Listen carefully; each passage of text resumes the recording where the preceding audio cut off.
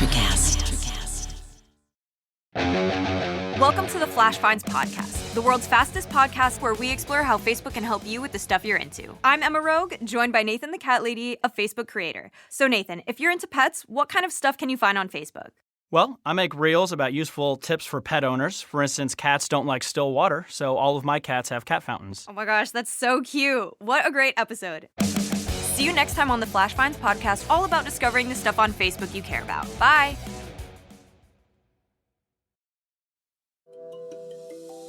Things change, but Deer Park Natural Spring Water is a constant you can count on, bringing you the essence of home for 150 years and counting. Sourced from carefully selected springs, Deer Park Natural Spring Water has naturally occurring electrolytes for a crisp, refreshing taste. Find Deer Park Natural Spring Water at your favorite local retailer today. After 150 years, there's only one thing left to say. Deer Park, that's still good water.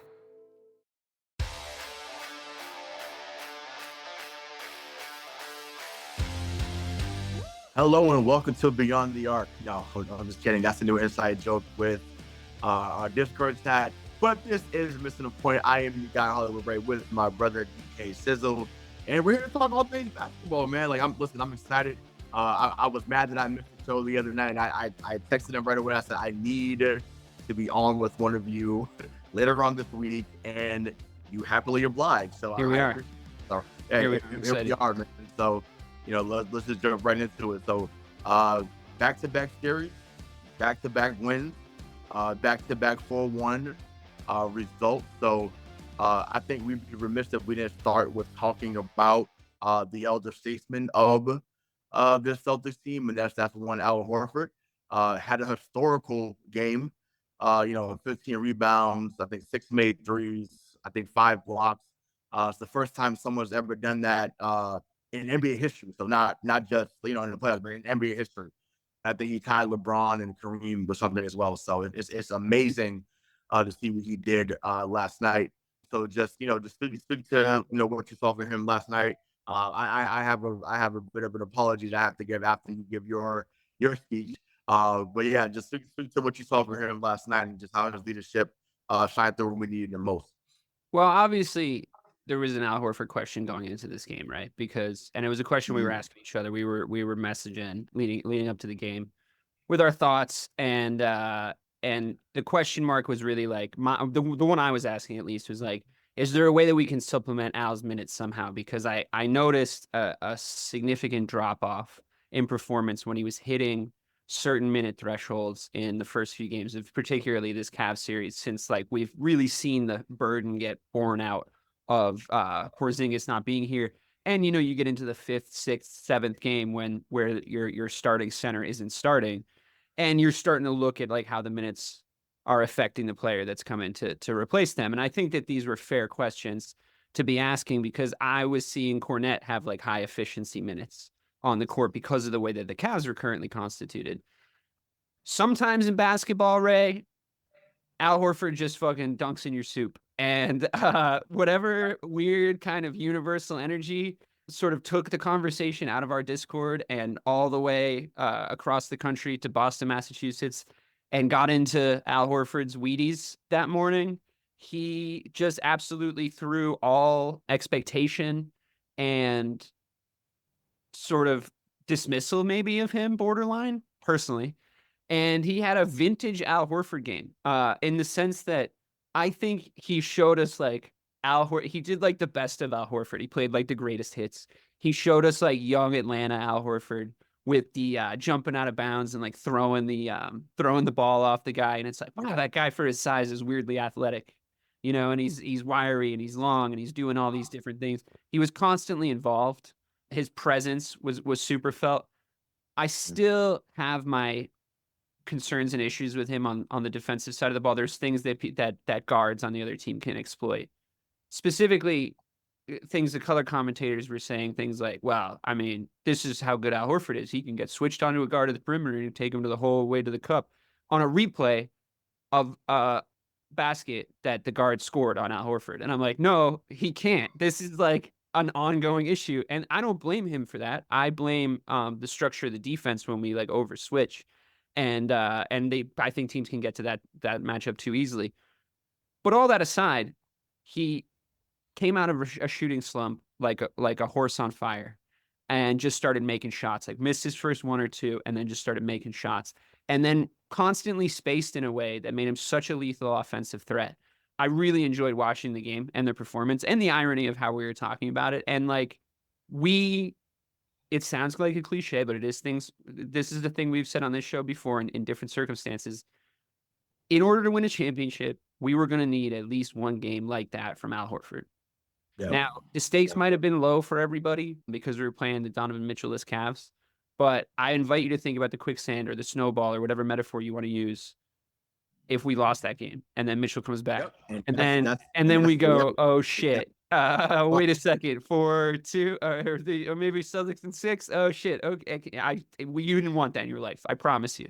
Yep. And that's the stuff that we doubt this team for, is them getting themselves into those situations. So you can only sort of give them credit for not doing that this time. But yeah, as far as Al goes, man, like just for the cutaways to his dad, to Tito alone, I love when he's having a good game, because I want to bottle like the essence of the happiness that man is feeling and the pride that he's feeling when it cuts away to him, and just use it as a drug for the rest of my life, because it's just, you're just loving it. You're just loving it. And we also shout out to his wife, who's hilarious on Twitter. Like, she might as well have been born and raised in Boston, Massachusetts, that lady. So yeah, I mean, I love Al Horford. I love the Horford family. And I felt very lucky yesterday that we've had him as a servant to the Boston Celtics. Yeah, no, absolutely. I mean, listen, the apology, once again, and not just for Chet, I was saying we need the backup position to be looked at in the offseason.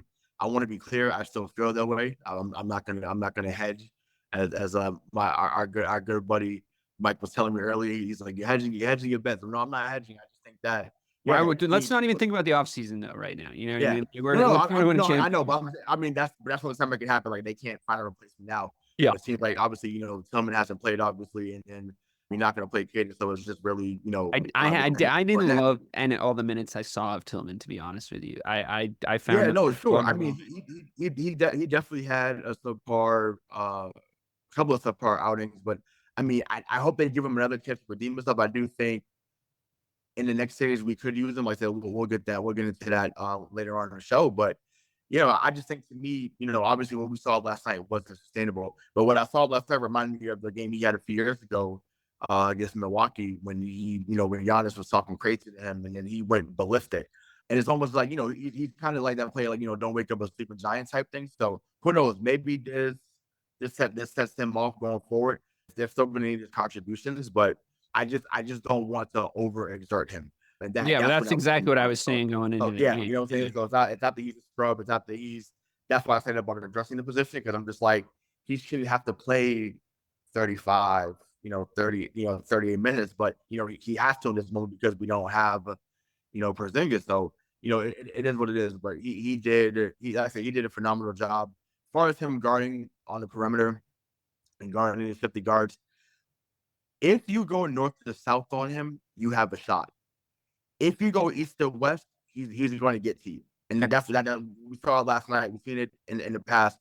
If you go north to south, you got a shot because you're just going directly to the basket. No, they just take him on runway, though. That's what they do. No, right. But they get him on a runway and it's over. Mm-hmm. The few times that Darius Garland went left to right, meaning east west, like he got there, he got to the shot. So you can't go east west on him. You have to go north south. So that's what Harden was doing a little bit last year. A little bit. A little bit. So that was a Hitchcock movie. That's when it came down to the when it mattered, he was. Well, that's just because he's James Harden, though. Right. Correct. Yeah. He still unlocked the game tape that said, like, take out. They'll switch him on you. They won't correct it, and they'll just let you torture Al Horford for like 3 minutes straight. And it's like, it's very frustrating to watch because it's you're one adjustment away. You're just one adjustment away. You just got to get him out of the line of fire. Like in a situation like that, I don't even mind Cornette.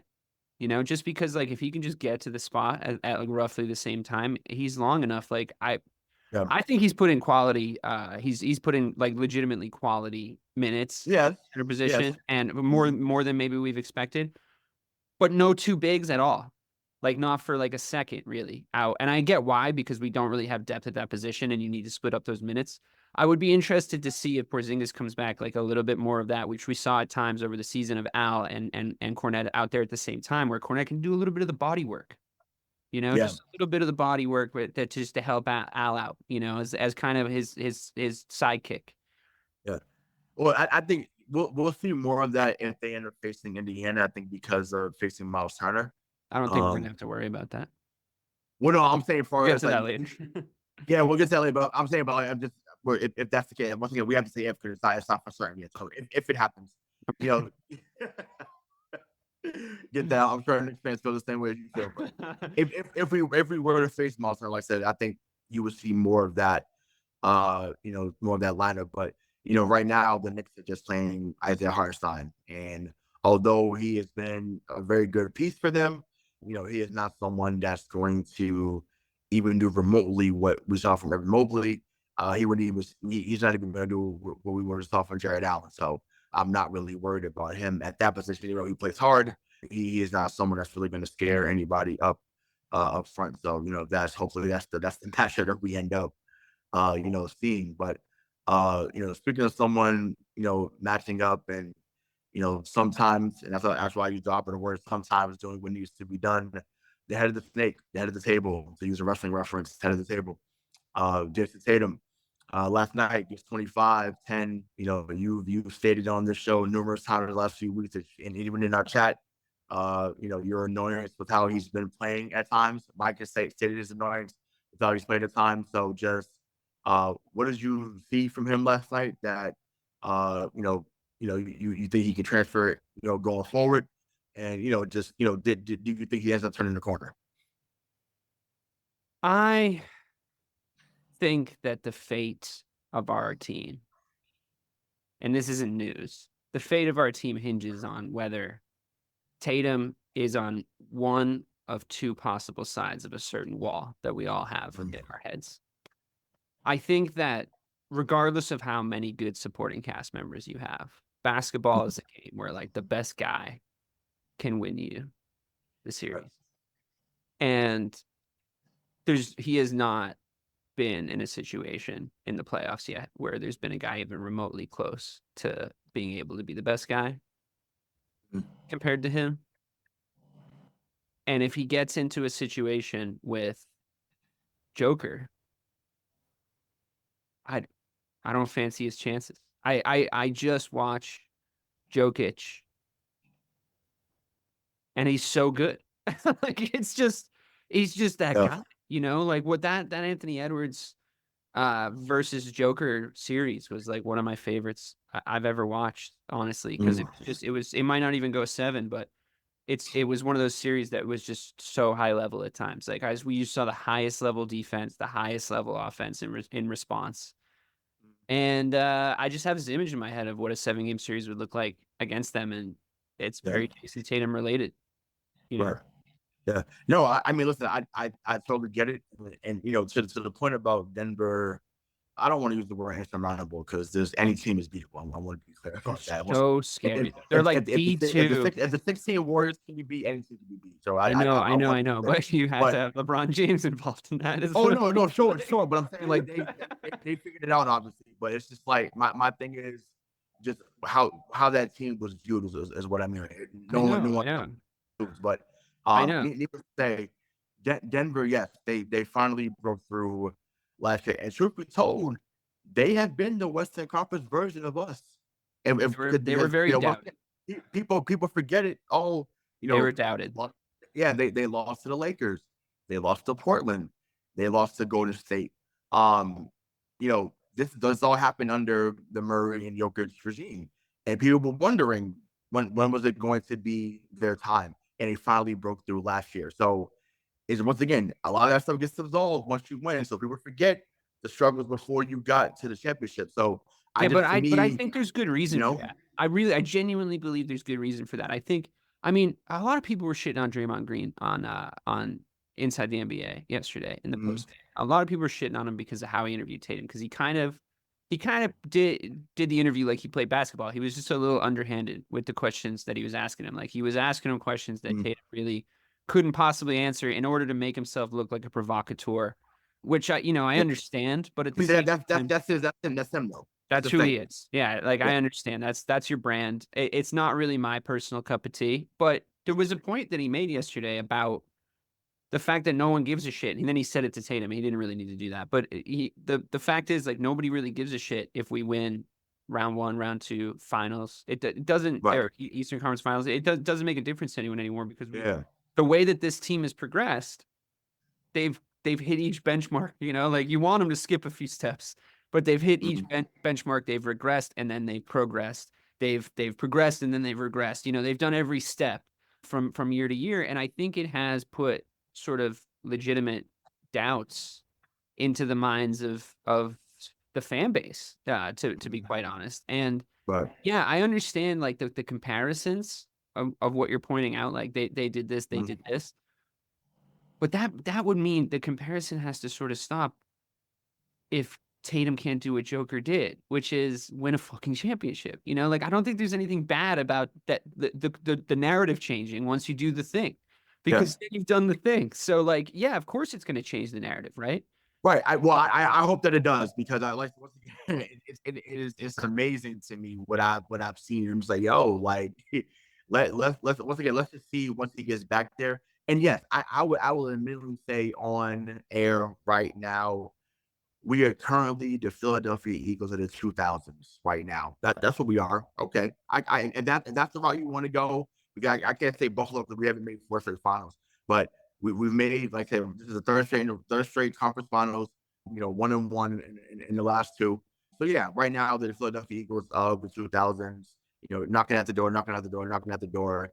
Obviously that team didn't break through. Until they had a different regime there. But I don't know. I just think their time will come. I firmly believe that, which is why I've been more positive about that. Shout out to my guy Leo, who also went to Dean with us. He used to really hate how positive I was, and I've been back to that this season. Like anyone knows, in our almost 4-year history of doing the show or the podcast, I should say, I definitely had super negative moments about this team and going crazy. And I'm just like, but I don't know, something once they made the moves they made. It felt like when we got Ray and KG, and I was like, it doesn't matter who they face. Once it just, you're not beating them 4 times. That's how I felt. And once again, yeah, it sucked to see what happened against Atlanta, and then you went 7 with LeBron, and then you beat Detroit in 6, whatever. You smack Kobe in the finals. I don't know. Once again, until I see it not happen, I have no reason to believe that they're not going to get there and they find a way to get it done. I just feel like if this team plays its best brand of basketball, you're not beating them 4 times. And that's just how I see it right now. And I remember, because me and you did the season, we did the season opener show. We talked about just the schedule and how it would look. And we said they would get 60+ wins. They did that. We said they would dominate for the most part. They did that. So now it's just a matter of, once again, just putting it together. And yes, they're not judged by the regular season, but not even judged by the first 2 rounds, as you just alluded to a few moments ago. But I don't know. Like I said, there's a certain comments I saw all year, which is why I haven't had a million rants, why I haven't been going crazy in the Discord chat or even other group chats that I'm a part of. Like, I don't know. Something feels, it feels different. It just does. Until they prove me wrong, and I know they have in the past, obviously. I just think, you lose 2 key guys. You lost Rob, you lost Brock, you lost Smart, and you gain a guy with championship experience in Holiday, and obviously Porzingis has something to prove. So I don't know. I just think, to me, it's going to, like JB said, it's going to be hard to beat them 4 times. And like I said, until I see that happen, I have no reason to think that they can't get it done when that matters. With this current iteration, once again, we know what happened in 2022, but half of that starting lineup is gone. I take that point, honestly. I mean, I as you were saying it, it was sort of crystallizing in my head. I do genuinely take that point, because I think what you're essentially saying, correct me if I'm wrong, is we haven't given this. We're beating this current iteration with the stick of previous teams, and it's just not the stick team. It's just not the same. Yeah.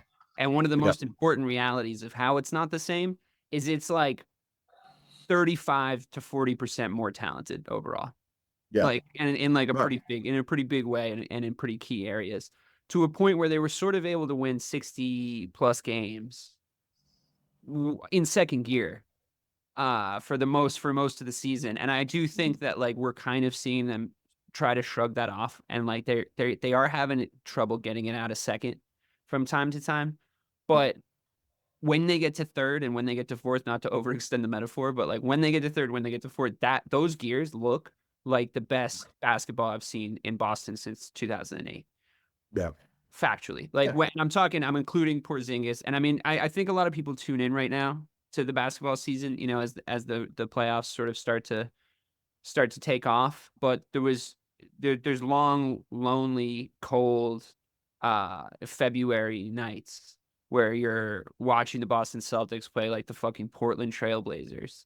And you're just like when post Dame Lillard, and you're just like, you're noticing a lot of little idiosyncrasies about the team that you hope don't translate into the playoffs. And then you have this conversation with yourself already in the middle of the regular season where you're saying like, am I hurt? Like, are they the same problems? Are they the same things? Are we making the same mistakes, even though it's new personnel, you know? Right. But there is differences on the other side. And I will take that point completely, because the top end, we're now a fucking fighter jet, you know, like when we top out, I don't see anybody beating us if we can play a consistent game like that. And we can do it. I've seen it done, and we're getting more consistent.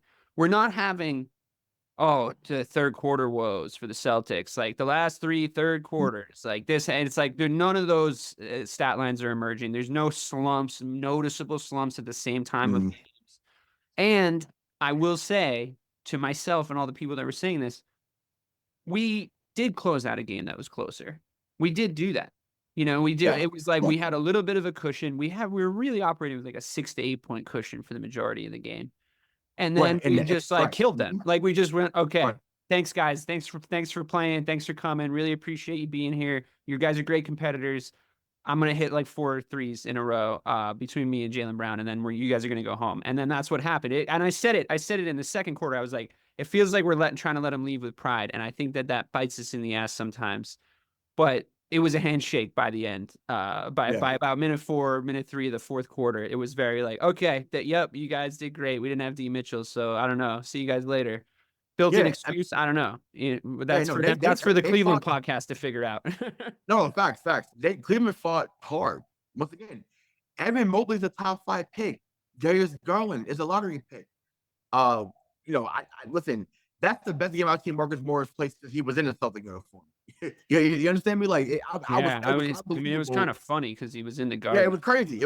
I was like, wow, just goes off here. Yeah. So, but I mean, obviously he was extra motivated to play against us. Obviously, I still feel like he feels like he should have been let go. He feels like he should have still been here. So fine, whatever, we get it. So one thing, he showed up, and like I say, he can have those type of moments because he had him here with us and other places that he's been in his career. So yeah, I don't know. I just think to me, it's about the bigger picture. Obviously, like they have to get it done. No one's absolving them of that accolade. Like they have to win the championship. Like this is the best roster they've had in a long time. But that's what I'm saying. Like when you made this 6 out of the last 8 years, but once again, just tied into what I was telling y'all in the group chat about context. In 2018, you lose your top 2 of your top players in Hayward and Kyrie, right? Even though Kyrie played for most of that season, but he got hurt in on the Paul Pierce retirement team, right? So you miss the rest of the year after that. Then you see the emergence of rookie Tatum in the second year, Jaylen Brown. You're like, oh, okay, like got something. And the next year, like you said, the regression, right? Because everyone comes back, but no one wants to really take a back seat because they're like, yo, we just balled out the previous year. Like, what are we doing? So chemistry was never on board. We sweep Indiana, then they get smacked by Milwaukee. The next year, it's COVID. You end up losing in the bubble to Miami. But I do admit they took their heart down there. I won't say word from that because that's a fact. Next year, Jaylen Brown gets hurt before the playoffs. They get smacked by Brooklyn. So then, the next year they end up making the finals, right? So I just think to me, context matters, but because we've been like I said, you've been knocking at the door for so long. It's like we forget in those moments what happened in order for certain things not to happen. And it's just like, to me, that part matters. And once again, did I always care in those moments? No, because you feel like, man, when you're there, you feel like, man, you should win, you should be there. But it's just like with a clearer head now, you're like, okay, I can look back and say, okay, a lot of this stuff happened, and it may have hindered why, it might have hindered them from getting to the promised land, and obviously it did because they haven't won that championship yet. So I don't know. I just like, to me, just sit back, relax, and just enjoy that process. It's a good process. Now, what happened in Philadelphia, now what's happening in other cities, but just enjoy this process. The team is really good. You're getting one of your best players back in this next series. So just sit back, enjoy the ride, and let's just see what happens. So I just had to bring it up because, like I said, that had been killing me. It's like, oh, they've had the easier path, and I'm like, well, no one cared when our key guys got hurt. Like, no one cared. No one cared when Kyrie was out. You didn't care that Gordon was out. You didn't care that Kemper had a shot in the knee. You didn't care about that. You didn't care that Jalen Brown broke his hand. You didn't care about that. So now, because, did you already say it? Did you already say Isaiah Thomas? Oh yeah, I see as well, right? I see with his hip. So you didn't care about that. So now, because we've handled business, you're mad about that? Get the fuck out of here! Like, yeah, I'm sorry. And Mike, that's I told you I was going to phone with that earlier. I'm sorry. That's some bullshit. Like, they've done what they were supposed to do. Just leave it at that. It's okay. Because once again, like you said, Dave, if they went 7, if it went 7 with Miami, or if it went 7 with Cleveland, we would have been on this show going ballistic, and so would other national shows going crazy. They'd have been on their head, and rightfully so. But it's just like it's the lose. Oh, we're supposed to beat them at 5. We'll beat them at 4. Well, damn, they advanced. That's the goal. Survive and advance. This is not fucking March Madness. Like, survive the series in advance. I don't know. Like I said, I don't want to go on that soapbox. I could go another hour on just that, but I want to get back to the players. Wait, hold on. I gotta respond to 4 things. Yeah, please. I had to let you cook for a while. Thank you. I appreciate that, bro. I appreciate it. You let me have it out. Yes. But I have a couple caveats, just minor caveats. Love that. One is, I really enjoyed, by the way, my favorite part was when you were just rattling off the results of each season. Mm-hmm. And I was just really listening along, just remembering all the emotions that were kind of churning up and kind of capped off by that Miami series, where I was thinking to myself, I was in Hawaii, I was on vacation, I was supposed to be enjoying the sand and the sun. And I was mad at the hotel bar, too many daiquiris in, fucking pina coladas, whatever the fuck I was drinking. Too many of those in, just yelling at the TV in the hotel bar because of how fucking pathetic the Celtics were. And it's a resort in Hawaii, so there's people all over the place. Of course, there are Miami Heat fans there. They're fucking, they're talking shit. I'm like, yeah, of course the Miami Heat fans are in Hawaii. They're sure as fuck not in the goddamn building. I'll tell you that much. So I guess I found where you guys all go. Sorry, I just got mad about those guys because this is the kind of shit I was saying to him at the bar. But I mean, I don't know. You got to play the part of the Boston guy for a hot minute, right? But I really loved all that because it's basically explaining exactly what I was trying to say before, which is they have so many years now gone to or gotten close to the promised land and gone really far in the playoffs. And yes, there's mitigating circumstances, injuries notwithstanding. I think that's why they've set their own bar, and they're being hit with the cudgel of their own success. It's a similar thing has happened to the Patriots in certain years, where the sort of the do your job mentality sort of takes over. And there's the zealots to the Patriot way that just say well, just replace him, just plop him out and just plop another guy in. This is a system team. And it all goes sort of tits up in the end, but they were being judged on their own standards, that they had set the standard for the whole NFL at that point. So you look at the Celtics and it's we've basically been the best team in the Eastern Conference for the last 5 years.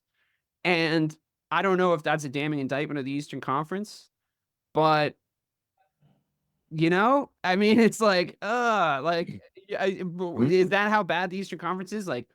It's just going to be the one year that Giannis just goes crazy in every series that an Eastern Conference team wins the fucking finals. You know what I mean? It's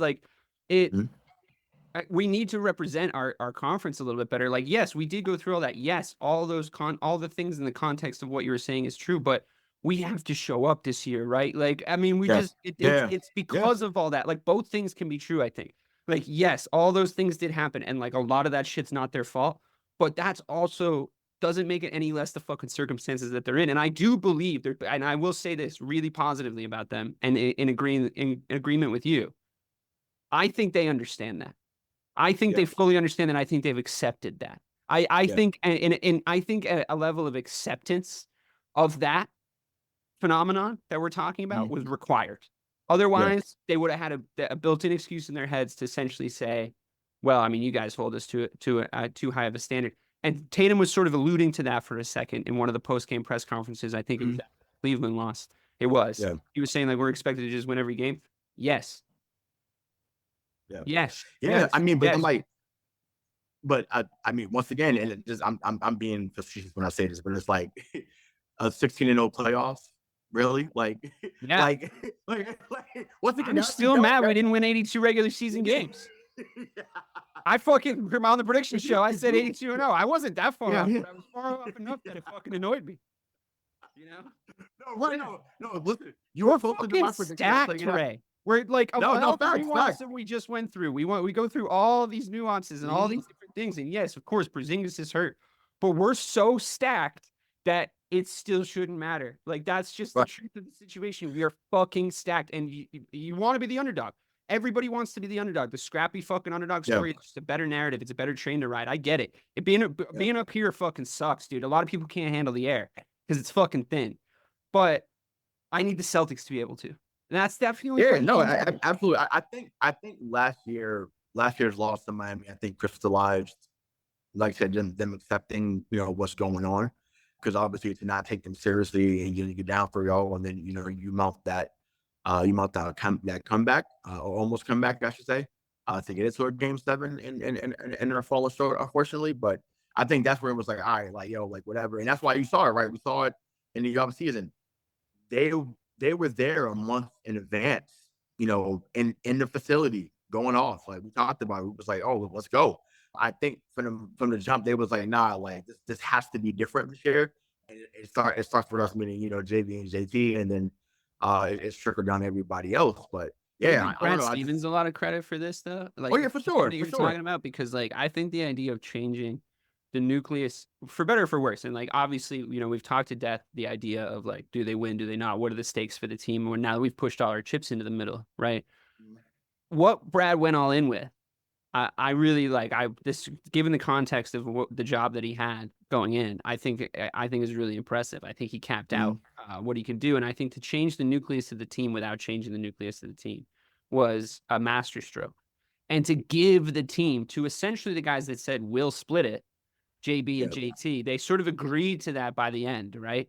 They said like, it's fine. We can figure it out. Just like, we're the two leaders. I'll be this kind of leader. He'll be this kind of leader. Like, let's just do it like that. But they gave Brad Stevens was like, here you guys go. Here's the keys to the car, right? Don't fucking get pulled over. Don't kill anybody. Don't go drag racing at Devil's Canyon, right?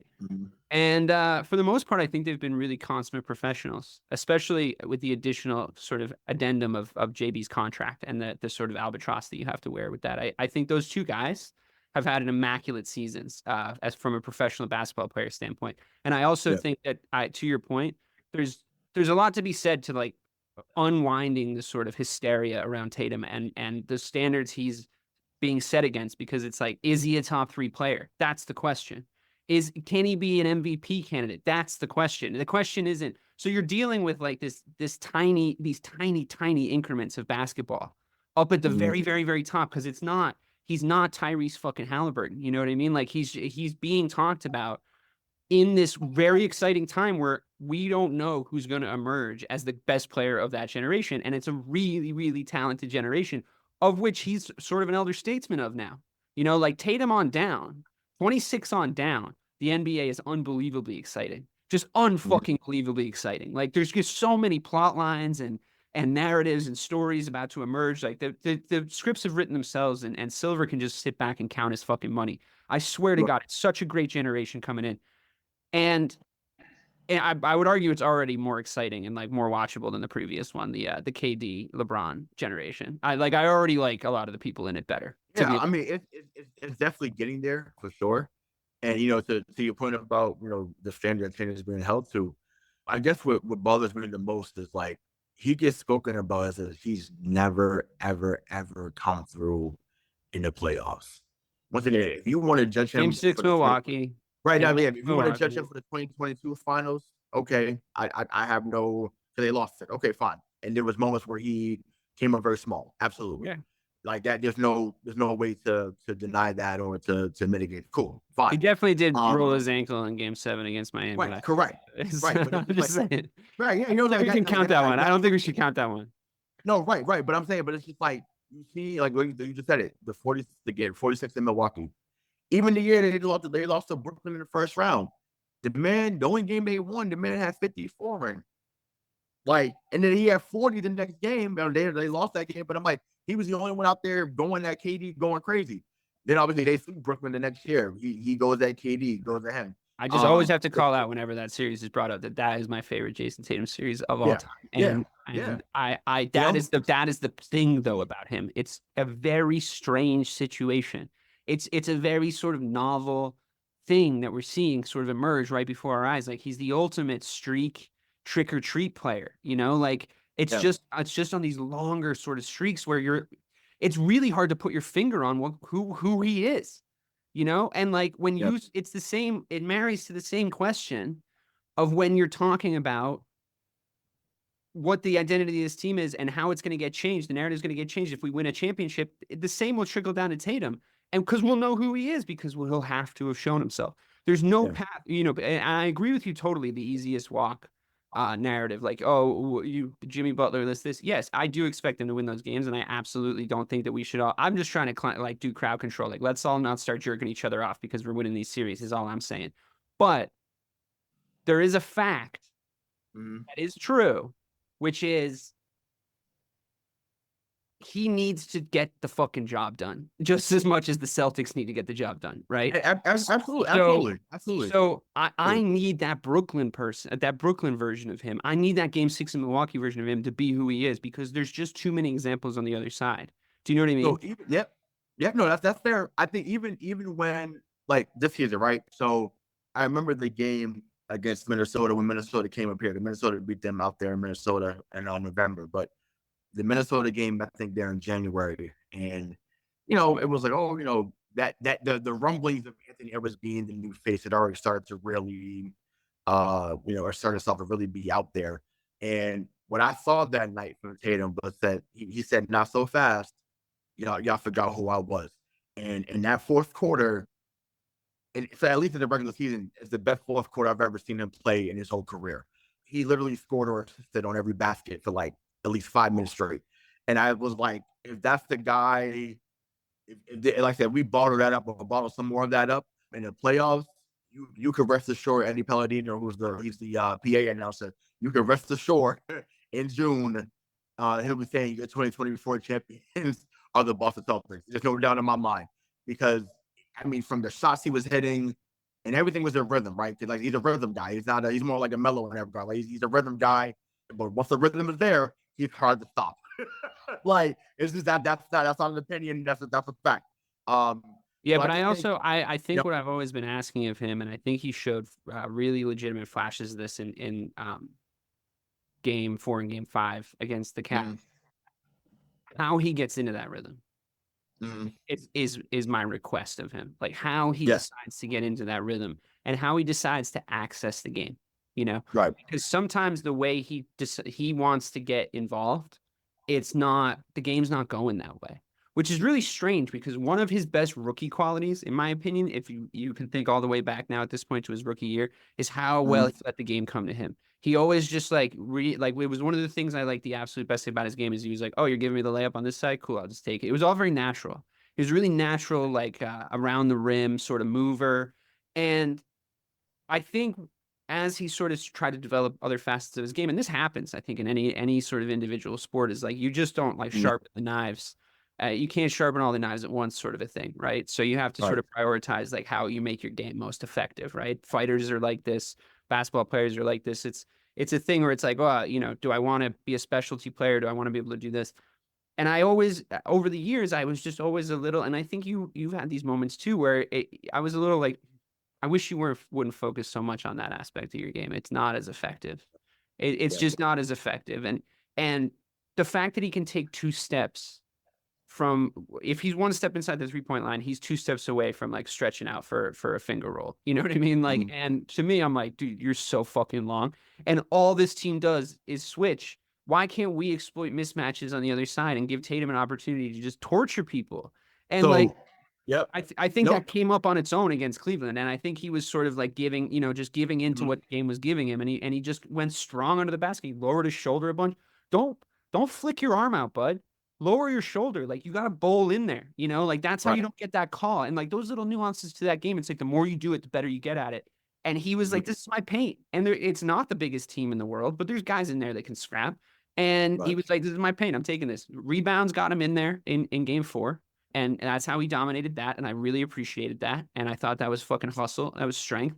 They weren't cheap and easy rebounds, the most of them. And I think he did it from a scoring perspective. And I love him in the post. And I've been saying this for 3 fucking years. I love him in the fucking post.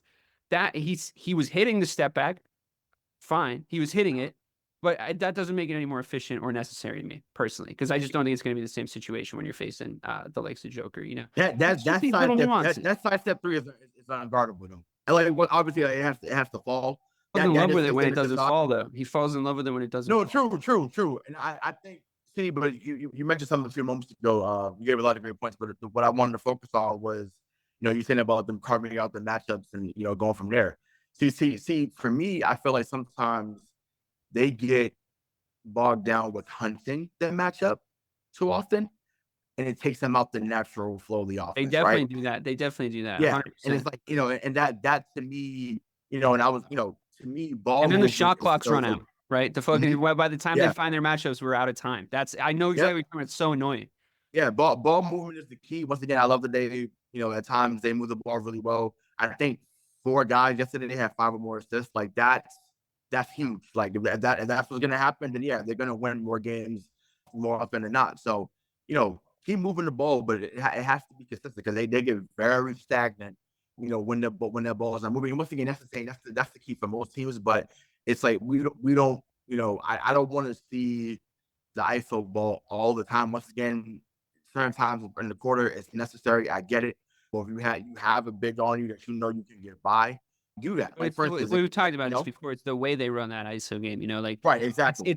They sort of all crowd around the perimeter. It's strange to say, and like they don't use the backcourt at all, and they just sort of they do weird like center matchups or whatever it is, or they try to take guys baseline, and it's like if and we talked about this on a previous show. If you just so sorry that this is redundant, but it really does annoy me. If you just did the Paul Pierce ISO with Tatum, like, I guarantee you that would work. Like, just take him back to the corner, dude. Like, back here, right by your coach. Have a little chat with your coach for a second, and then fucking take him to the cup, right? And like I'd say with Tatum, because like just between him and Pierce, like Tatum obviously is superior here. Just on speed and length and athleticism, I'd say he gets there 7 out of 10 times for like a clean layup. Like, I mean, I just don't. And like, or he has playmaking ability once he gets in there, and he can find a guy in the perimeter, and we can do what we love doing best, which is just shoot threes. You know what I mean? Threes, right? No, absolutely. But what I do think, and I think you and I definitely brought this up before, but whatever is relevant to this conversation. There's a play that Antoine Walker and Paul Pierce used to run, and I don't remember the name of it, but it's basically a high-low action where Antoine Walker would be at the top of the key, and usually it would be a switch on Paul, and Paul was 6'7", and they would basically just throw it over the top, and either it would result in a layup for Paul or he gets fouled. And to me, that about 5 times a game that should be done.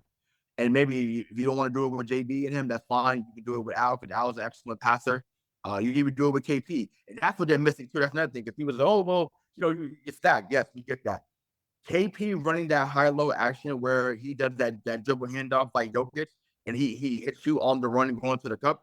That they're missing that. That's 3 or 4 easy baskets a game. You know what's really annoying about that? Because he's not out there. You know what's so fucking annoying about that? Because I agree with you so much right now. Because I was saying almost the exact same thing to a friend of mine I watched the Celtics with sometimes. I was like, but I referenced a different play. I referenced the Brad Stevens split the lane really close with a guard and Al Horford play that they used to run, where it was like a high screen. They would both roll. It was like they would both roll to the basket at the same time on either side.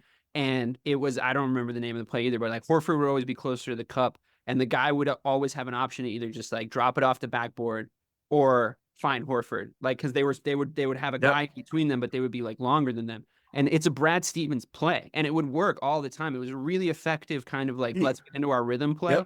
And if fucking Tatum and Porzingis ran that, I swear to God, it would look like vintage. Like, what's the easiest scoring duo tandem you ever saw? Like Shaq and Kobe, or like with Stockton and Malone? Yeah, Shaq and Kobe. But let's keep it in Boston. It would look a lot like how Bird and McHale was. Right. Yeah, they're just so long. They can just go to the player. hoop. Yeah. Yeah, Kevin McHale was the best post player. And once again, this is not me exaggerating, because Charles Barkley said it. Some other guys that play in this era said it. Kevin McHale was the man of 1,000 moves. And I'm not talking Dean Malenko for my wrestling fans out there. Kevin McHale was the man of 1,000 moves. And he would just kill you down low. So yeah, that's basically what they're missing there. And it's like they need, like I said, they need that part of the offense, because he unlocked so much. Like that matters. Like people are like, well, you have enough. No, like it's all about the whole team. It's not just Tatum. It's not just Brown. It's not just Holiday. It's not just like it has to be everybody all together. That's how this team was constructed. It wasn't constructed just to have 4 to 5 out there or 3 to 5 out there. Like when all 5 parts are out there, that's when this team is frustrated. That's why when Tatum's playing his best basketball. When he's playing his best basketball, I forget the exact time of the game yesterday, but there was a moment where he had like probably a 30% contested 3. And he kind of went up really slow, and he just looked to his left, and he just dished it off to Jrue Holiday. Yeah. And Jrue Holiday just like wet the 3, right? Because he had 2 good games in a row. I mean, that just goes without saying. So like that side of Twitter, shut the fuck up, huh?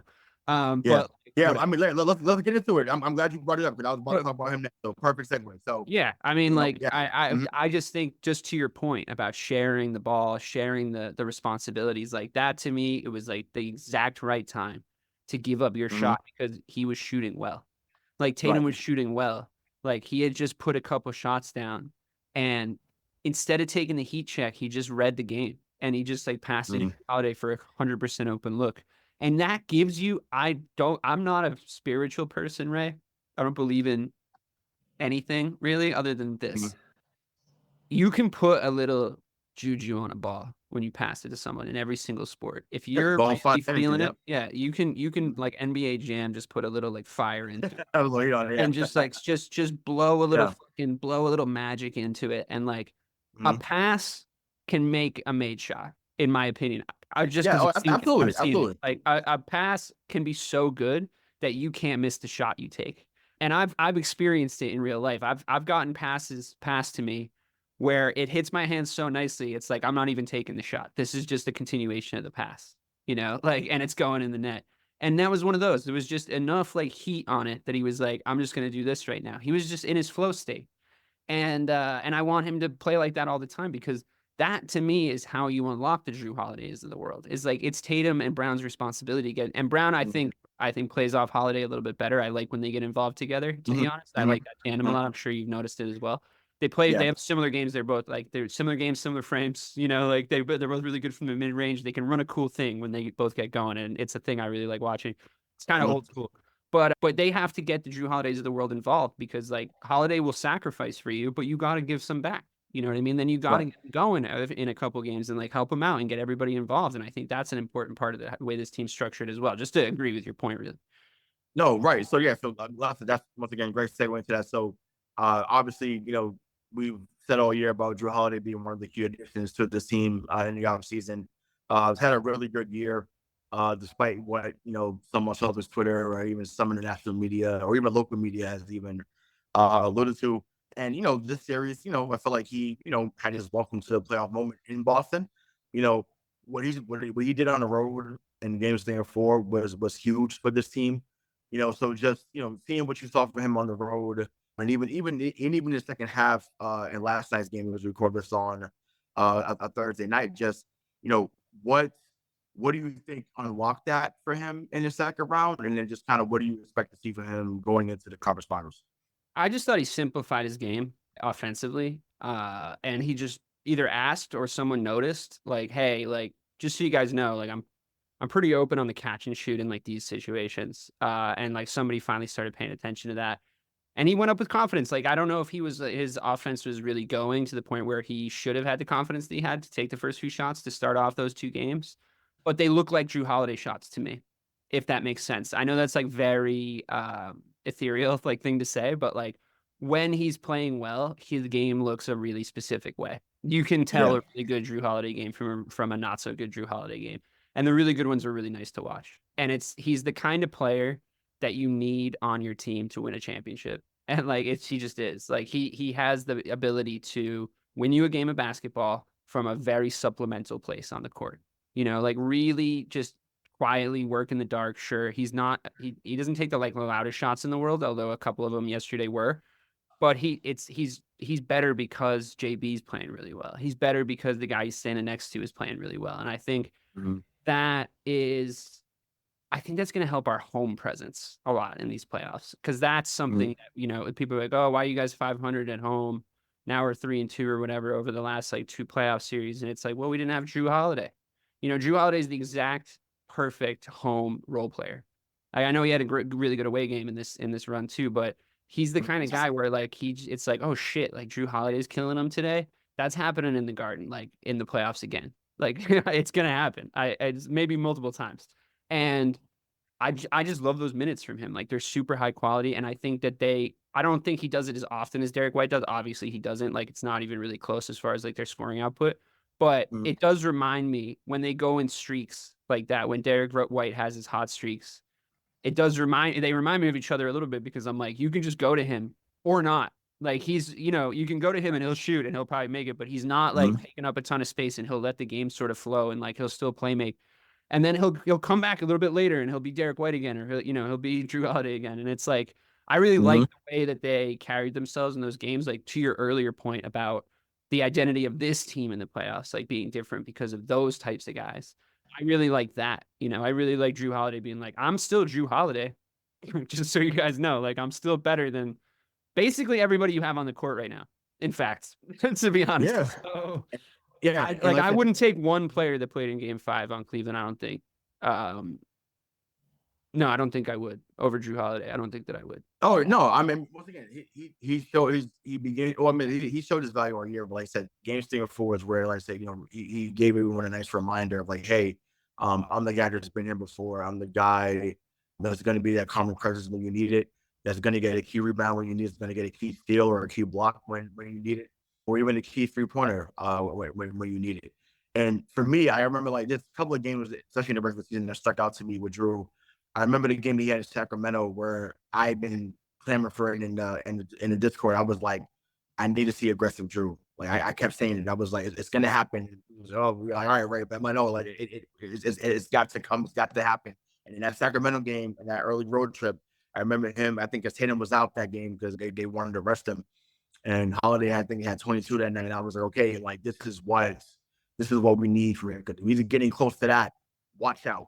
And then I remember even same thing, that Minnesota game too, gets to key steal, finds Tatum on a wide open 3. Damn, ball game, so it's just making the right play at the right time, being that calming presence that he's been throughout his career, whether it's with Philly, New Orleans, obviously in Milwaukee. So yeah, he's been awesome. And like I said, he's been an extension of the coach, and it's like, Mazzulla was right to give him the keys to the car, essentially, and say, hey, you're the quarterback on defense, even though it's usually the guy that's the big man. I mean, obviously Al can do that, but Al's not as vocal, I would assume. So, so it's a little bit of a plug and play from when we had Marcus. It's they kind of correct. Yeah, exactly. To like listen to a guard from like those setup positions, and like I thought Jrue did a good job of learning how to look behind him, in those situations, and like just setting everybody up. Like he's really good. Our transition defense is really good when he's on the floor for that reason. So yes, yep. And I think that like I said, that's obviously something they're going to have to continue to have, regardless of when they play. Especially they play Indiana. I know that you said that Indiana's not going to be out there. Indiana likes to run up and down like we do, so that would be that would have to be a point of emphasis for sure. We're on a collision course with New York City. So, right? but it's happening. Once again, definitely. Listen, I want to be clear, and I said it on the last show that you and I was on. the sports is better in general when big market teams are in the marquee matches. I can feel it in the air. I can feel it in Yeah, there coming. so that's where we are. So, And honestly, quite frankly, crazy. Just bring them to me at this point. If I get sacrificial lamb, like bring them to me. I want to see Derek Brunson. I want to see him because honestly, like our best players aren't going to be guarding him. So like, let's see what he does when like he has Holiday and White guarding him. I don't think he's going to do as good as he's been doing. So I don't know. We'll see, I guess. But unless they listen to us and they say Brown and Tatum, take them. I mean, if their injuries, if OG's not back and their injuries are still at the level that they are, yeah, you could literally throw a 2-man defensive Tatum. Well, I mean, OG with his hit like that, I think he hurt his hamstring. Like that's always going to be a lingering injury, especially with that not being able to heal it the way it used to be healed because it is a slight tear of that muscle. So once again, I would love for them to be at full strength as much as possible. I know Mitchell Robinson has been injured. I know obviously they lost Bogdanovich for the year, Randall's off for the year, but I would love for them to have as much body as possible. I want them at their biggest and their baddest. As for sure. No, and shout out to my boy Clyde because he brought this up in the show. He was like, New York would make us have to work and have to execute. Like, and the more reps I feel like they get that, the better off they would be for they find those matchups. So shout out to Clyde for bringing it up. I think that's it's huge. So I'm hoping that's what they get because once again you need that. And once again, it's not always going to look pretty. It's not supposed to be a 20-point win every time in the playoffs. And that's what Tatum was alluding to. I think I sense some sarcasm in that press conference, but I know some people took it another way, and that's fine. But I just like, you're not supposed to win by 20 every time. Like that's not. No, I know. You're gonna win. No, I know, but we know that. But I'm saying like folks that expect 20-point wins, I'm just like that's insane. So but to get off that for a moment. So the head coach, the guy that we have gotten on, religiously on this show. Other people have gotten on him. I want to be clear. He has made strides as a coach this year, regardless of what you may think of him as a coach or even as a person. He comes in, they go 57-25 last year in a great situation. They improved their wins by 7 this year and go 64-18. Obviously, a much better supporting cast as far as coach. Coach said, they're losing. They're going to lose Charles Lee to Charlotte. So congrats to him on getting that job. He has some 2 pieces down there with Melo and Brandon Miller. So they have an excellent young core down there, hopefully for the future. But so congrats to him. But just want to speak on what you've seen from Mazzulla and then just what adjustments do you want him to see? What adjustments do you want to see from him as we go into the conference finals and beyond? I would like him to stop eating crayons as an adult man. I would like him to learn his multiplication tables. I would like Sam Cassell to get the appropriate pay for coaching his team. I think that he's made strides. Yeah, I think he's made strides. I don't know if you heard on the show with Mike. I did think it was funny where the commentator in Game 4 goes, Pritchard looks over to his coach, gets the play call, and then Pritchard just like pulls up from the fucking half court line and makes it. And it's like, was that the play call, or are they just waving off Joe Mazzulla? Like at this point, Pritchard's even doing it.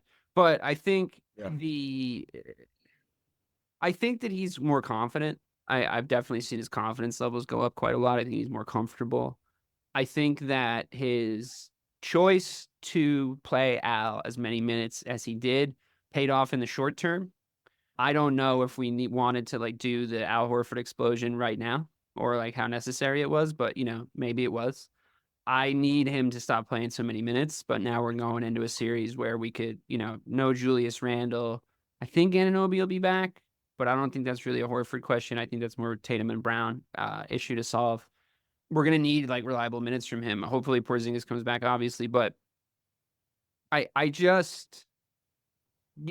him to decide if he trusts the supporting cast or not. I didn't love the cameo that went on for too long by Tillman. And then we never saw him again. It's like, okay, so like you were just trying that shit out like in real time in the playoffs. Like, I don't know. Like if that's the case, then maybe he should have played 4 minutes. You know what I mean? Like, I don't know if he should have played like 14 minutes. Like I watched him fucking play and I was complaining about that on the night. And it's like, I know that he's learning on the job and I know that he's getting better, but he still doesn't call timeouts when I want him to. You know what I mean? It's like there's still times Yeah. where like, Joe, come on, bro. But this team's so good that we're actually more likely to be able to play through situations like that. I just wish we didn't have to, because there's just so many obvious situations where it's like, just call a fucking timeout, dude. Give him a break. Just give him a breather. Change the matchups around. Like, just don't like stop the bleeding. It's not a big deal. It's, I don't know if you're much of a history buff, but when the Germans were on the Russian front lines and they were getting cold and dying deep into the Russian winter, because they didn't bring any coats, which seems like not great war strategy right off the bat. But additionally, they would go fight a bunch of Russians, and then like they would call up Central Command. And Hitler had lost his mind so much by that point to like taking fucking methamphetamine and like having maybe tuberculosis or not tuberculosis. What's the one that makes your multiple sclerosis? All this being true, like he had just lost his mind and fired all his best generals. So they would be like, hey, I just think we need to do like a smart retreat. Because if we just go back behind these trees back here, then we won't be shot at while we kind of like tend to the wounded and like try to get warm. And Hitler was like, Germans don't retreat, fight through. And then what happens is Germany loses World War II. So there is something, I mean, I skipped some stuff, but there is. I can get a headline right now. Joe Mazzulla equals Hitler. I'm not comparing him to Hitler. I'm not comparing him to Hitler. Quite. I'm not quite comparing him to Hitler on a moral level. But as a strategist, I find them both deficient in the same way, because there's at times where it's okay to just like do a calculated retreat, and that's just how you win a war. You just need to be smart. So there's to sum up, there's things about him that really piss me off still. But he's definitely a lot better than he was last year. No doubt. Yeah, no, share most of that sentiment. I just think that I miss Ime. Yeah, a lot of people still do. I just think for me, the timeouts aren't as big of an issue for me as they were last season. I think for me, it's the rotation thing. And see, my thing is, if Tatum, Brown, actually really whoever's out there is cooking, and you're like, okay, I got to get them a breather. Like, that's what the TV timeout is for. That's what, obviously, certain timeouts they have to use before they lose it. So that's why you'll see them call a timeout with 3 minutes left, because if they don't use it by then they don't get to keep it. So that may happen. But, in the same breath, it's like, yo, I've seen, and I get it. These are professional players, so they're supposed to be able to rev it back up. But I've seen Tatum go ballistic in the first quarter and get playoffs, exact wrong time. and then he gets taken out, and it's just like, what are we doing? Like, and once again, I'm not saying go to Tibbs route where guys are playing 45 minutes. I'm not saying if the game was 70 minutes, Tibbs is playing 70 minutes. Yeah, exactly. So it's like, I'm not saying go that route all the time, because obviously, you have to preserve something. But it's just like, yo, like, if a guy is on fire, let them cook. It's that simple. Like, I don't feel like it's a game on February 10th. That's a problem. That's my only issue with him. I'm like, yo, bro, like, or not only issue, but that's my biggest issue. It's like, yo, like, let your players go off. If Tatum has 14, I'm like, yo, let him get 20 in the first. Like, who cares? Like, just let him keep going. And if you want to take him out in the beginning of the second, and then he'll come back around the 7-minute mark, fine, do so. But you don't have to switch up the sub patterns because you're down KP or you want them to match up with whoever. Like, yo, like, I miss what Ime and even Brad used to do. They used to take Tatum out early and then let him cook against the second unit. And that's where some of his best games were happening, because they were setting him up to be in certain spots to be successful. So that's what I'm looking for. Like, be better with the rotations. Obviously, be better with the timeouts. And once again, more times than not, you should be successful. But it's just a matter of working through those and navigating those challenges when they arise. But either way, you guys gotten better. But to your point specifically about that, I agree with you. I was just saying something recently, but in the reverse. I was talking to a friend of mine about the New York Knicks versus the Boston Celtics in the inevitable next round of the playoffs in the Eastern Conference. Mm-hmm. And I was asking for Joe to do a thing that I've seen Doc Rivers do. I've seen Pat Riley do. Like I've Spoelstra likes to do. I did it during like the LeBron era, which is defensively. You do what you said, which is you say, Jaylen Brown, you're guarding Brunson. That's your matchup. But you also just mimic Brunson's minutes with Brown to get in his head. and you wind Jaylen Brown up like a fucking Tasmanian devil, like a fucking wind-up toy. And you have him sit there and fucking stare at Brunson when they're in the fucking huddles and when they're like talking about shit, just fucking look at him. And every time Brunson comes off the floor, Brown comes off the floor. And every time Brunson goes on the floor, Brown goes on the floor. And you just have him haunt his fucking dreams as a defensive matchup. And you can rotate players like that. And it is really effective because A1, you're letting the other team just dictate your sports science with your guy. Because it's like, he's going to get enough rest because that's their star, right? So they're going to rest him at key moments. So like, it doesn't matter. We don't even have to think about that. They're just going to do our substitutions for us. And Brown needs to just be like, you just go be like the worst person this guy's ever interacted with in his entire life. If you guys have had previous interactions, all the better. If he thinks you're already a nice guy, I'm already more excited about that because he's going to get hit with a really insane switch up where you're just not nice to him for 4 games because that's how long it should take if you do what I'm saying. For 4 straight games, and you just haunt him. You just run around the court after him. You never switch. You run around every fucking screen. And that's what Jaylen Brown's doing. In fact, I would paint Jaylen Brown a picture of a beautiful stat line, like one of the best stat lines in history that people are going to be able to recall the game because of it, right? Where he has no points, no assists, 4 blocks, 4 steals, and 10 rebounds, right? Like that's, to me, and Jalen Brunson has just like with something garbage, like 8 points, like 0 assists, like those are the 2 box scores that you're looking at. And you go, that was a beautiful fucking game of basketball played by Jaylen Brown. And don't forget to let Brunson out of your pocket before you leave the arena that night, because that's where he lives now, and I can see it. But ever since you said it, ever since this is all your idea, I'm just expanding on it. And I've seen there's matchups. There's matchups I've seen this happen where you take a guy that should be too good, right? It's always that ingredient. It's a guy that should be too good offensively for you to be making him put in this defensive performance, but it just fucking rattles the offense of the other team, Right. And it's the exact same thing you were saying about the offensive side of the ball and the matchups and letting them go off and letting them do this and whatever.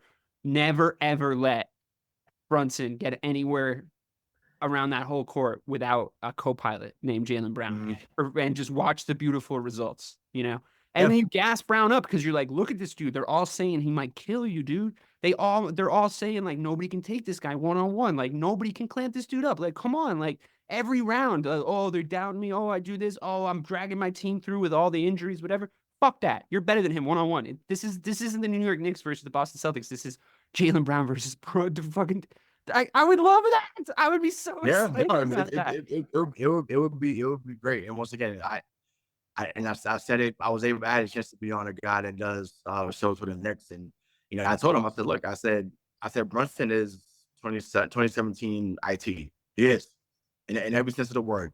He makes that team go. He literally has put them on his shoulders and has been phenomenal for that city. He's put them back on the map. Like I didn't think it was a great signing initially because I was like, he played behind Luka, so I was like, yeah, he played well, but that's I thought that's because he was next to Luka. But we'll get into Dallas in a little bit as we transition out the Celtics stuff. But man, he has been everything that New York needed and more. He has answered the bell time and time again. So yeah, and like I said, we want to see that matchup. So yeah, he's been great. But like I said, yeah, as soon as they get off the team bus, I'd be right there walking him to the locker room. Like I'm on your head. Like you go to the bathroom, I'm opening the stall. Like you're washing your hands, I'm turning on the sink. Like I'm everything you're doing. Like it's a wake up call. I'm bringing you breakfast. Like I'm at everything. I'm on your head. So that's where I'd be at. So that's what's gonna be needed because you can get 40 in a heartbeat. So you got to make sure that you're doing what you can. So. Things change, but Deer Park Natural Spring Water is a constant you can count on, bringing you the essence of home for 150 years and counting. Sourced from carefully selected springs, Deer Park Natural Spring Water has naturally occurring electrolytes for a crisp, refreshing taste. Find Deer Park Natural Spring Water at your favorite local retailer today. After 150 years, there's only one thing left to say. Deer Park, that's still good water.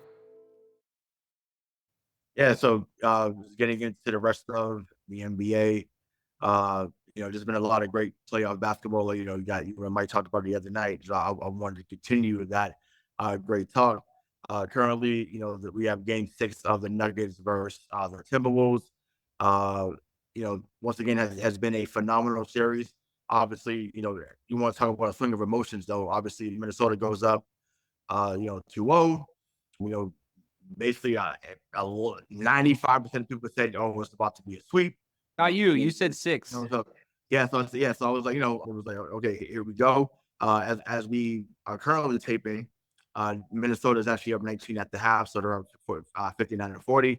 I just think, once again, I haven't watched it because we've been taping, but I just feel like, the NBA damn sure wanted that to go 7, so they're hoping that Denver doesn't come back.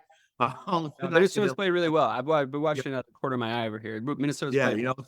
So Minnesota's responding right now. So we'll see if they keep that going. But just did anything change, or like, were people crazy to say that Denver was going to get swept? And it was just like, you never underestimate a champion, right? Like, what is turned around for them in your opinion, so far to get to this lead? I mean, I think you could be forgiven for being wrong about this series at one point in the entirety of the series. I think that it's what's made it so much fun to watch is it's swung from one end of this pendulum to the other with just really, really high level basketball taking place in order to cancel out other really high level basketball, in my opinion. I think you'd be forgiven as well if you saw the T-Wolves as a really good young team who didn't quite have enough to get over the hump, the formidable nature, the Russian team from Mighty Ducks nature that is the Denver Nuggets.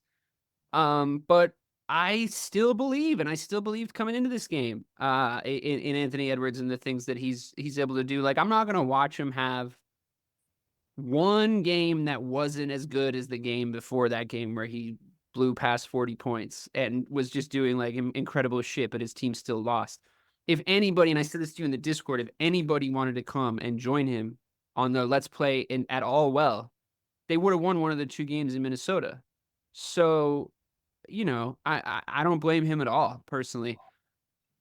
There's also just the fact that, like, Joker's catching rebounds one-handed off the backboard and throwing it without even barely looking all the way down the full court for a Jamal Murray layup. And it's just like, I don't know, man. Like, that's really hard to compete against, I think that, like, I have gotten kind of mad at Ant's supporting cast over the last couple of days. It seems like they're showing up tonight. We'll see how they do coming out of the second half. But a lot of this team still hinges on Cat, man. Like, it really still hinges on how Cat plays. Like, he really, for good and obvious reasons, he is a big part of how they play basketball. And when he plays well, they're probably going to win the game because Anthony Edwards is probably playing well. They've given too much power to Rudy Gobert to ruin a game for them. And they need to, like, sort that out. There's a very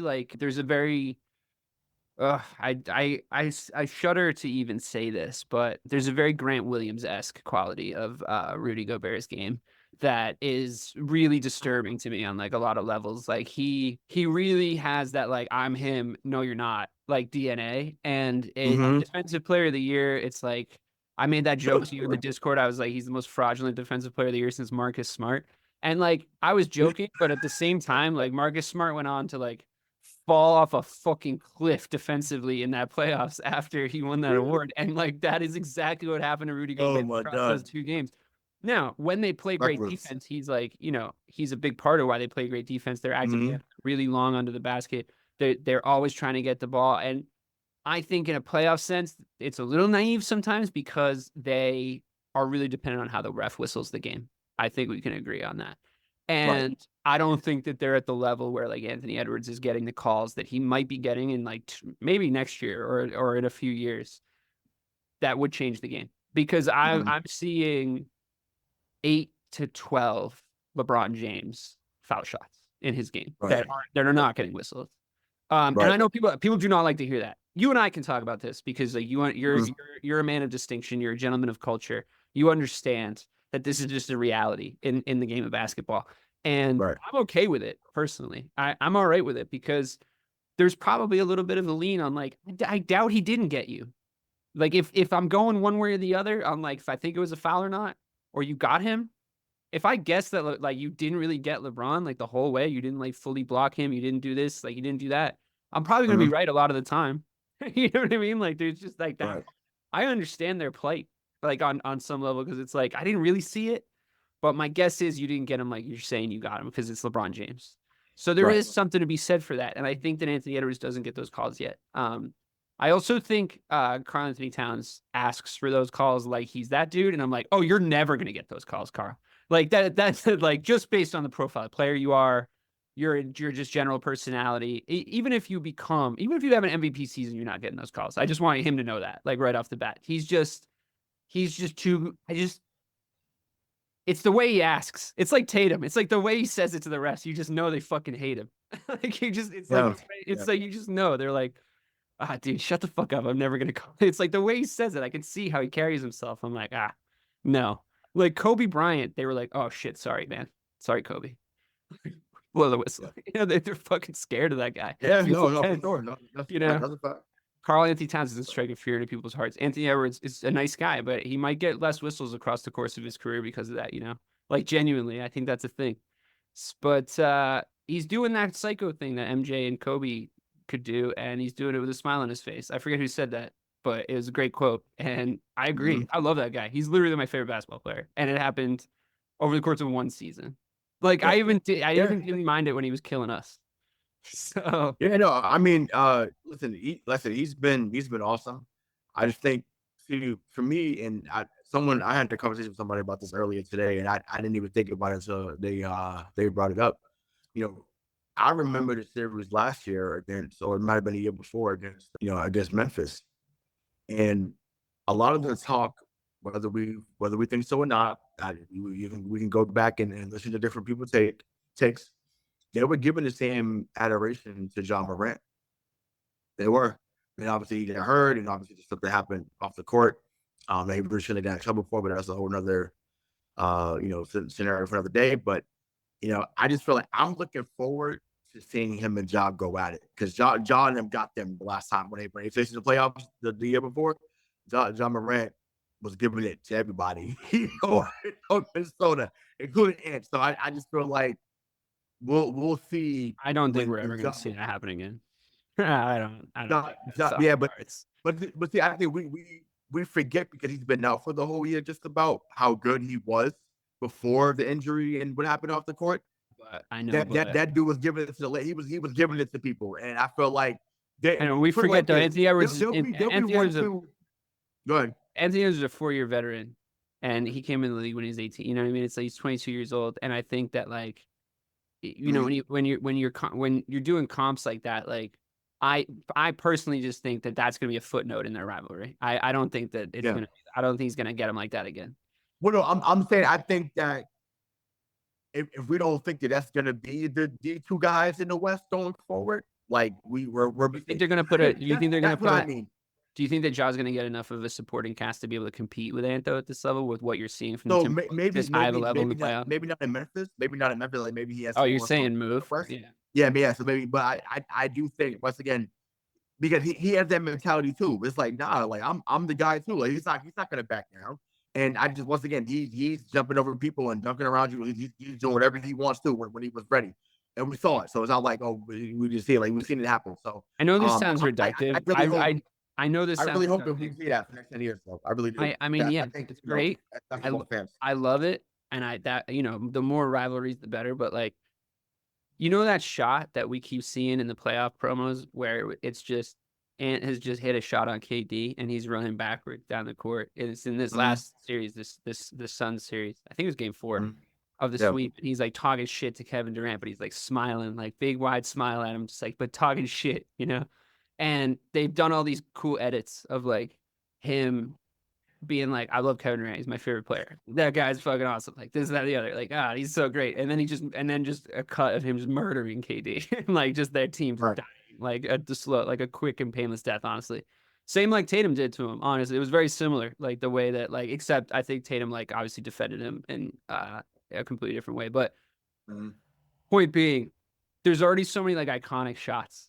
And Ja, I mean, I think he's casting himself as the villain. He's the heel. You know, like if Anthony Edwards is my Bret the Hitman Hart, like stay in school, kids, then like I would love for John Morant to be his Shawn Michaels.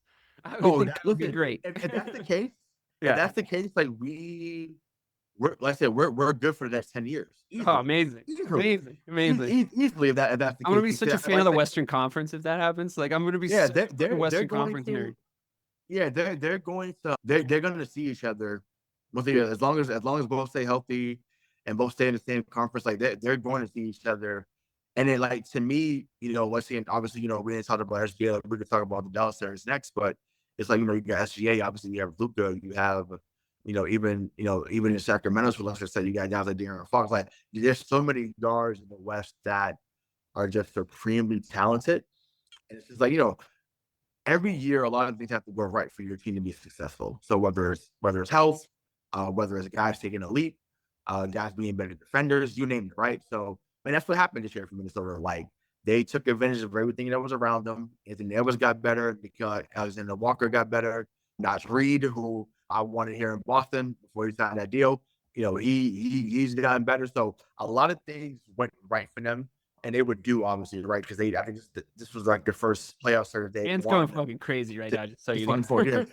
So yeah, no, I bet that it is. I feel the crowd going crazy. So He looks yeah, ice cold right now. To me, like his fucking face is just like yeah, murderous. It's so cool to watch.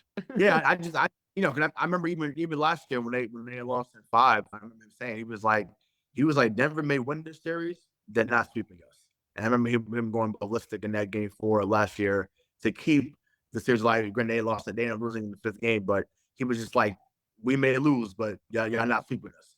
So I love the mentality there. Obviously, they need to maintain it now, obviously, because Denver could come back in a blink of an eye. But that game's not over. I don't know what the score is, but again, that game's not over. So It's looking like it's teetering on over. no, I haven't sent back around. They're up What's the score? 24 now with that dunk, and the momentum is Gotcha. Okay. Yeah. heavily So yeah, going. I mean, maybe Mike Malone packs it in and says, "All right, let's take get him ready for back game home. 7." Yeah. So which like I said, it's set up for. I think that game will be Sunday, so that's the case. But yeah, but from one great series to another, Dallas OKC has delivered as well. I've been really invested in that series. Is my first hot take of the evening. I think Dallas goes to the finals. I do. I don't know something. That's such an about face. You were the one doubting him.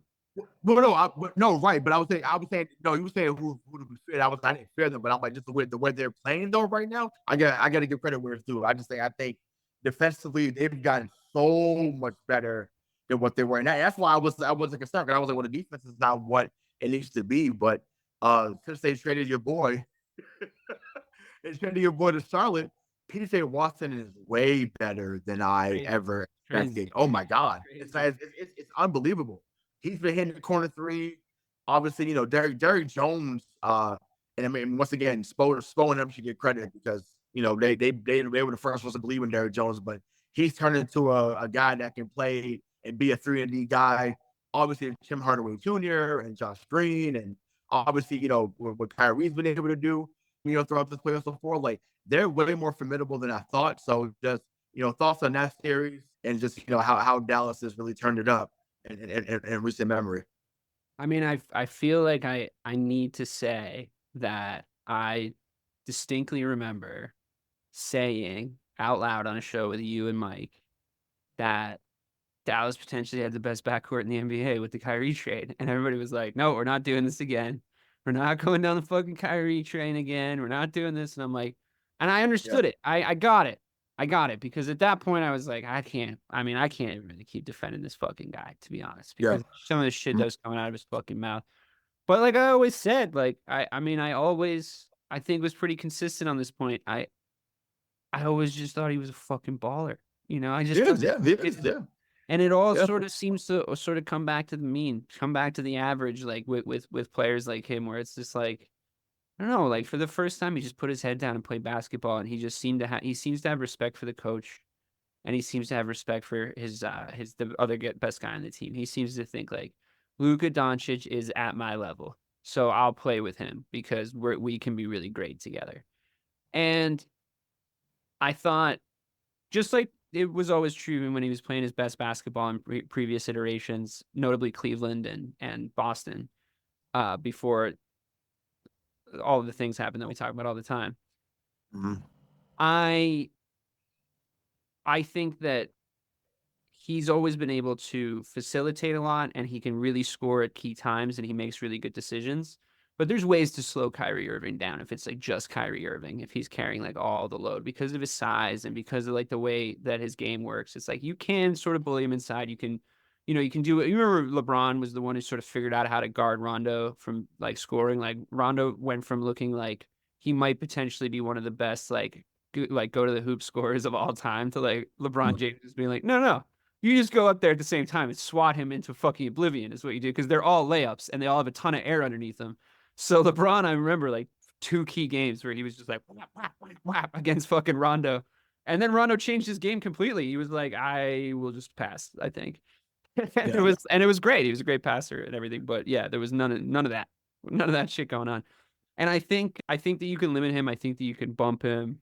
I think that if you have Shea Gilchrist-Alexander on the other side, you can move with him in the middle. You know what I mean? It's like, you got to come with me too, man. Like I'm over here doing some shit, like I'm making moves. Like, where are you? Like I'm back cutting you. Like I've enjoyed that part of Shea's game. And I think he's not, what I really like about him is like, if you were to finally every fucking NBA conversation about Larry Bird involves race, but if you took race out of it, like, Shea is more of a basketball player like Larry Bird was. Like he's might not necessarily be like the most supreme athlete that you've ever seen. He's not running 1,000 miles downhill at you, but he's got a super high basketball IQ. He's got a million moves.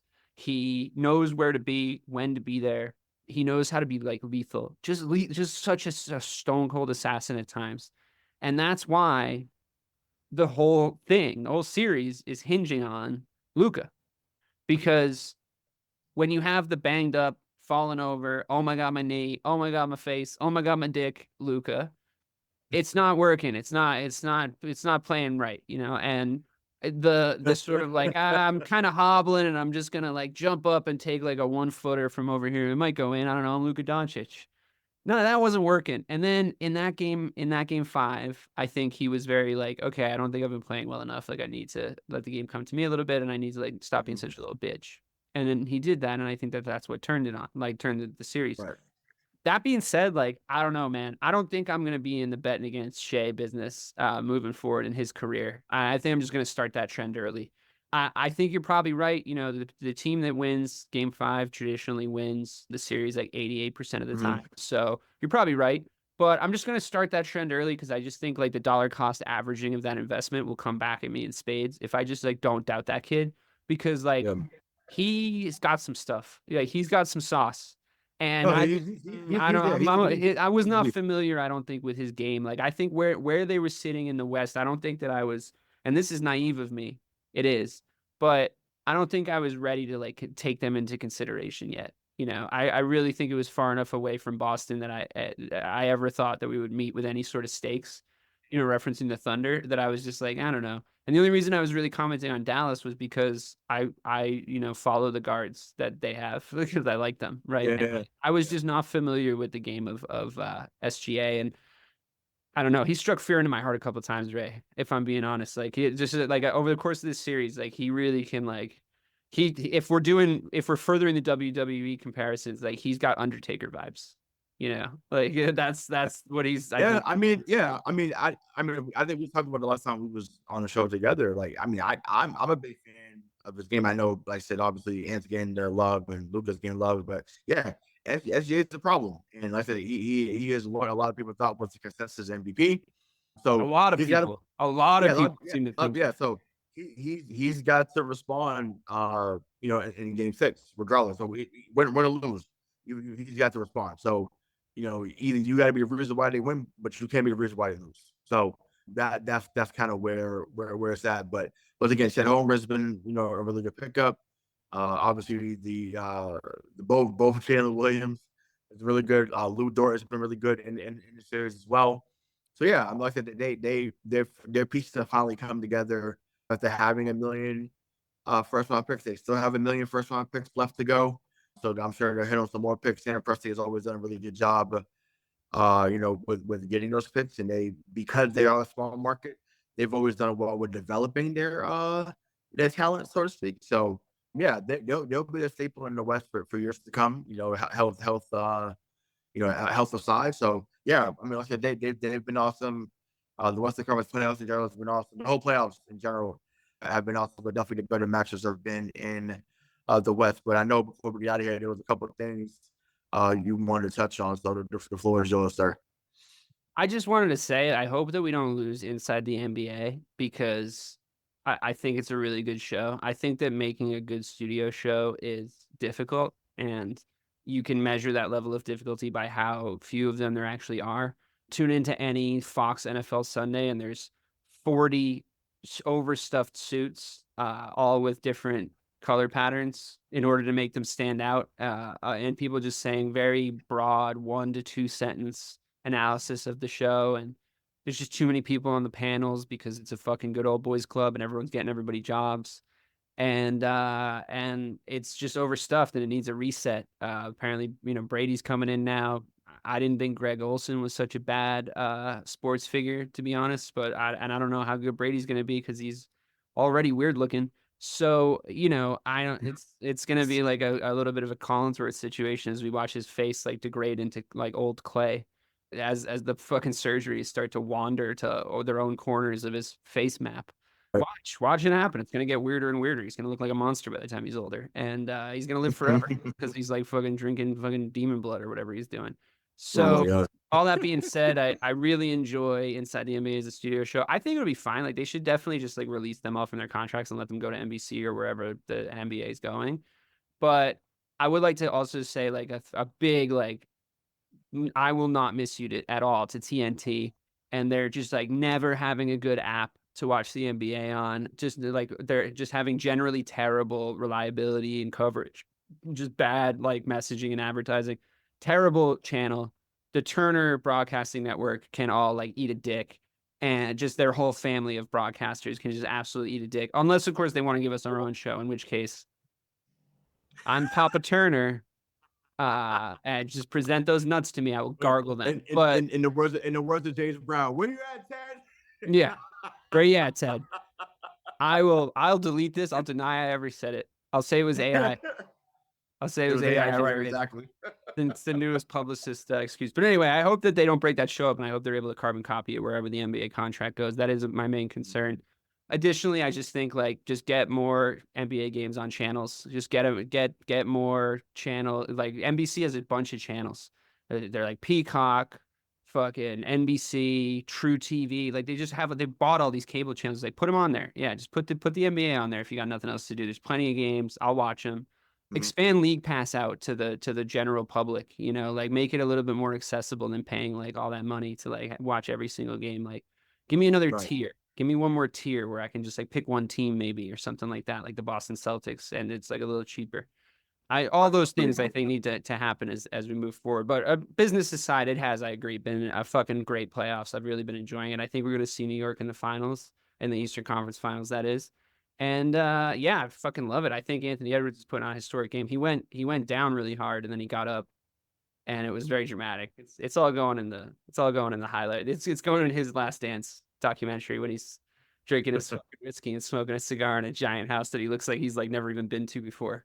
It's so immaculately clean. It's amazing. Love that. I can't wait for that doc in 25 years. You already know. So yeah, no. I mean, as far as Inside, I mean, like I said, they definitely have been the best show, like we said, going. There's a reason why they've been doing it for a number of years. So even when it was just Ernie and Kenny and Ernie and Chuck, like Peter Vesey from back in the day was on there, who used to be on NBA on NBC as well. So kind of grocery was with the Philadelphia 76ers back in the day. So they've had a really great one with whoever they've put in there.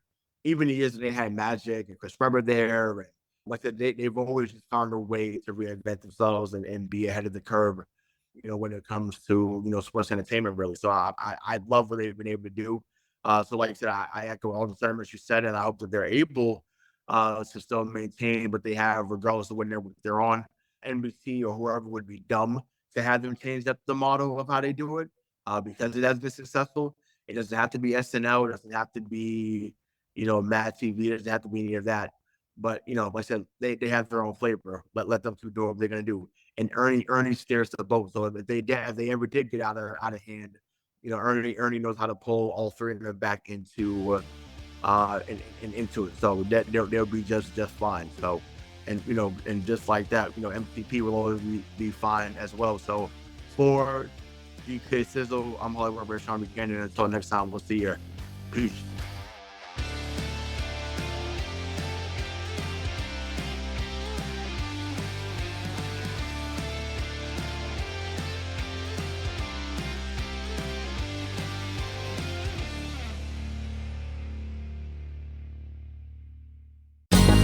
Ever thought about starting your own podcast? Do you have a business or a message you want to share with the world? Well, now it's easier than ever with Electricast. Hi, I'm Mark Netter. And I'm Peter Rafelson. We're the founders of Electricast Media. Whether you want to start a new podcast or already have one, join Electricast to grow your audience, monetize your content, and build your community.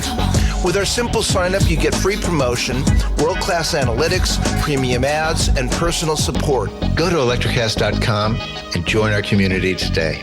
Electricast. Transform your influence. Electricast. Are you passionate about saving the planet for future generations? Do you want to learn how to do it? If yes, then you need to tune in to the Nature Backed podcast.